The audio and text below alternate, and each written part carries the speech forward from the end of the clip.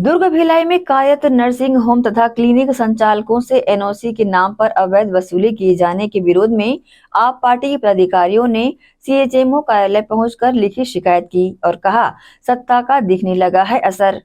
आम आदमी पार्टी जिला दुर्ग की टीम ने जिलाध्यक्ष लोकसभा अध्यक्ष डॉक्टर एस.के. अग्रवाल के नेतृत्व में सोमवार को सीएमएचओ कार्यालय पहुंचकर मुख्य चिकित्सा एवं स्वास्थ्य अधिकारी को लिखित शिकायत की, जिसमें आप लोकसभा अध्यक्ष डॉक्टर एस.के. अग्रवाल ने बताया कि निजी क्लिनिक संचालकों तथा नर्सिंग होम संचालकों का डेलीगेशन आम आदमी पार्टी से आकर के मिला और उन्होंने ये शिकायत बताई कि चिकित्सा स्वास्थ्य अधिकारी विभाग से एनओसी के नाम पर अवैध वसूली की जा रही है और वसूली करने वालों की नीचे से ऊपर तक चैन बनी हुई है। मुख्य रूप से फायर एनओसी तथा बायोमेडिकल वेस्ट के लिए पर्यावरण विभाग से एनओसी लेना अनिवार्य है। इस मामले में आरटीआई प्रदेश अध्यक्ष मेहरबान सिंह ने बताया कि क्लिनिक तथा नर्सिंग होम संचालकों को फायर एनओसी तथा पर्यावरण विभाग से एनओसी लेने में बहुत तकलीफ होती है। पर्यावरण विभाग इरादतन संचालकों को अन्य एनओसी देने में आवेदनों को लंबित रखना है। इस संबंध में उन्होंने अपनी प्रतिक्रिया दी। कल भिलाई के कुछ नर्सिंग होम्स के और क्लिनिक्स के संचालक हमारे पास अप्रोच किए कि उनसे अवैध वसूली की जा रही है सीएमओ ऑफिस के नोडल ऑफिसर द्वारा। नाम न बताने की शर्त पर उन्होंने बताया कि एक महिला चिकित्सक से उन्होंने 50,000 रुपये की वसूली की है। एक्चुअली नर्सिंग होम चलाने के लिए और क्लिनिक चलाने के लिए 3 लाइसेंस जरूरी होते हैं। एक है फायर एनओसी, दूसरा है कि बायोमेडिकल वेस्ट के हैंडलिंग के लिए एनओसी जो पर्यावरण विभाग देता है, और तीसरा नगर निगम से अनुज्ञप्ति।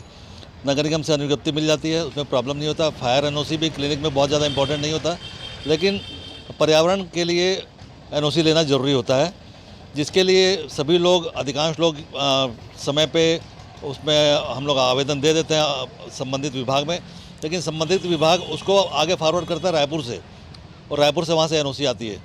लेकिन इसमें बहुत ज़्यादा चक्कर काटना पड़ता है और बहुत मुश्किलों से मिलता है। वो लोग वहाँ बुलाते भी हैं कि आप लोग यहाँ के मिलिए।